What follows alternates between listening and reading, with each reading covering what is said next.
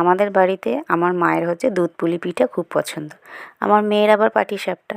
ছেলে আর আমার ভাই পিঠা একদমই পছন্দ করে না, কিন্তু আবার পায়েসটা পছন্দ করে।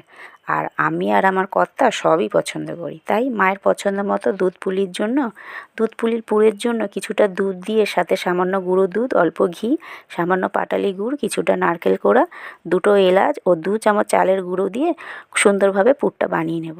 এরপরে চুষি পিঠা বানানোর জন্য আমি কিছুটা চালের গুঁড়ো মেখে রেখে দিয়েছিলাম পুলি পিঠা বানাবো বলে। এরপরে পুলি পিঠাগুলো এইভাবে পুর ভরে বানিয়ে নেব। মাঝে মাঝে আবার জানেন তো, আমি চালের গুঁড়োভাবে এক একটা করে শেপ দিয়ে দিয়েছিলাম। এগুলোকে কী বলে আমি জানি না, কিন্তু আমার মা যখন বানাতো তখন মাকে দেখতাম পুলি পিঠার সাথে সাথে এরকম বানিয়ে এগুলোও দুধের মধ্যে দিয়ে দিত। তাই আমিও একটু চেষ্টা করলাম।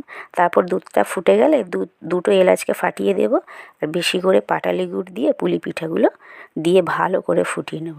হয়ে গেল দুধ পুলি পিঠা।